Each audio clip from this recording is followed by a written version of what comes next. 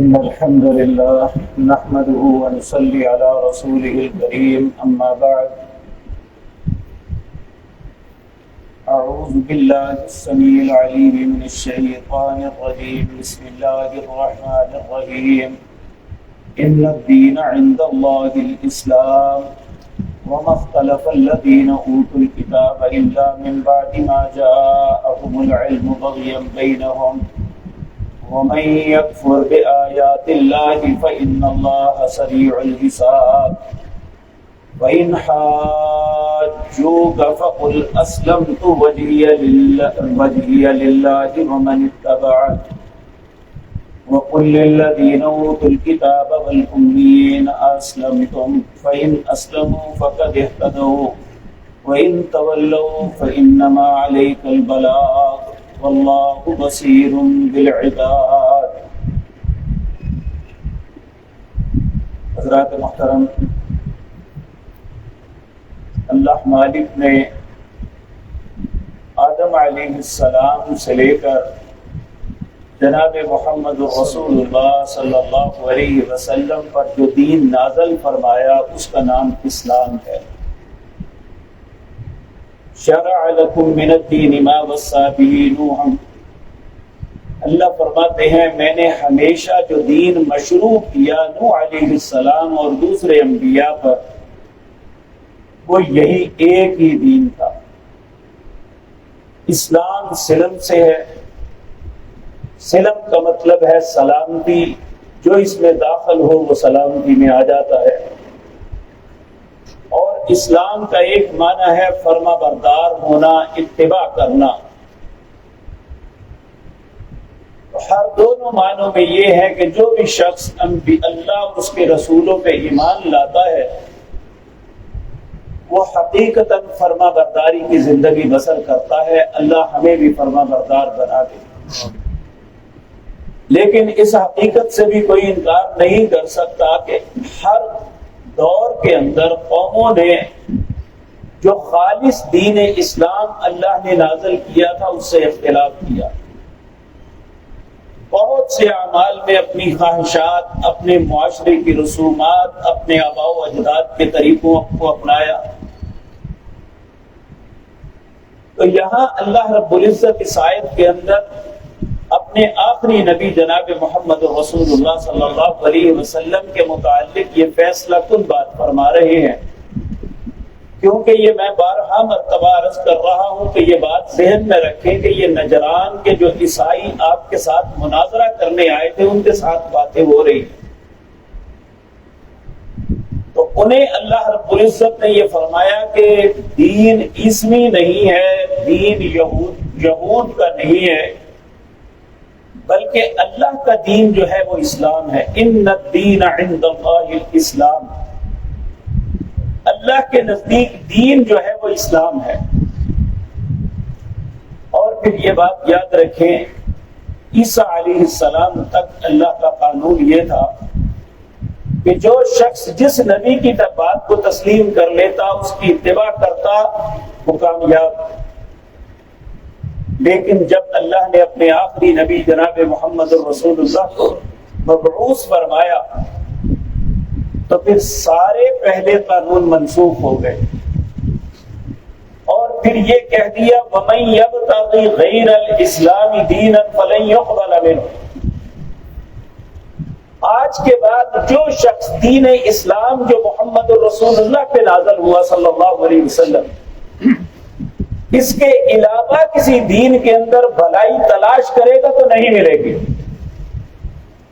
اگر وہ اس پہ من وعن بھی عمل کر لے تو وَهُوَ فِي الْآخِرَةِ مِنَ الْخَاسِرِينَ، آخرت میں وہ خسارے میں پڑے گا۔ اور نبی کریم صلی اللہ علیہ وسلم نے بھی ارشاد فرمایا اب دنیا کے اندر کوئی یہودی، عیسائی، مجوسی، وہ دنیا کے کسی بھی مذہب سے تعلق رکھنے والا، اس کے کان میں میری رسالت کی بات پڑ گئی اور وہ مجھ پہ ایمان نہیں لاتا تو وہ جہنم میں جائے گا۔ اب جنت کا رستہ ایک ہی ہے، وہ ہے اسلام۔ اسلام کیا ہے؟ اس کی نشاندہی جناب محمد رسول اللہ صلی اللہ علیہ وسلم نے حجۃ الوداع کے خطبے میں فرمائی آپ نے فرمایا ترکت فیکم امرین، لوگوں میں دو چیزیں تم میں چھوڑ کے جا رہا ہوں، لن تضلوا ما تمسکتم بہما، جب تک ان دونوں کو اپنائے رکھو گے تم پہ گمراہی نہیں آئے گی۔ وہ دو چیزیں کون سی ہیں؟ ایک کتاب اللہ، اللہ کی کتاب، اور دوسری سنت رسول اللہ صلی اللہ علیہ وسلم، نبی کریم صلی اللہ علیہ وسلم کا طریقہ۔ اس کے علاوہ دنیا میں کوئی راہ ہدایت نہیں ہے، صرف یہی ہے، اور انہی دونوں چیزوں کا نام اسلام ہے۔ اللہ رب العزت فرماتے ہیں ان الدین عند اللہ الاسلام، بے شک اللہ کے نزدیک دین جو ہے وہ اسلام ہے۔ وَمَخْتَلَفَ الَّذِينَ أُوتُوا الْكِتَابَ، یہ جو اہل کتاب اس سے اختلاف کر رہے ہیں نا، اللہ فرماتے ہیں إِلَّا مِن بَعْدِ مَا جَاءَهُمُ الْعِلْمُ، علم آنے کے بعد یہ کرتے ہیں۔ کیا مطلب؟ تورات میں بھی اسلام کے متعلق اللہ نے ساری باتیں لکھ دی، اور انجیل کے اندر بھی یہ سارے رسول اللہ صلی اللہ علیہ وسلم کی نشانیاں، اسلام اور اہل ایمان کی نشانیاں بیان فرمائی گئی۔ تو اللہ رب العزت فرماتے ہیں انہوں نے اختلاف کیوں کیا؟ بغیا بینہم، ضد اور اناد کی وجہ سے، کہ ہم نے اسلام کو قبول نہیں کرنا یا رسول اللہ کی رسالت کو نہیں ماننا کیونکہ وہ ہماری قوم کے نہیں۔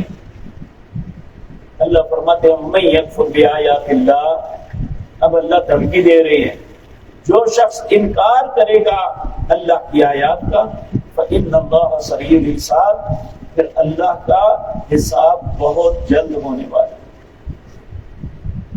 پھر اللہ فرماتے ہیں فإن حاجوک، اے میرے پاک پیغمبر یہ آپ سے جھگڑا کریں، مناظرہ بازی کریں، تو فقل، انہیں فرما دیجئے اسلمت وجہی للہ ومن اتبعن، میں تو اپنے رب کے حضور اپنے چہرے کو تابع کر دیا، میں تو میرا رب جو کہے گا اس کے مطابق چلوں گا۔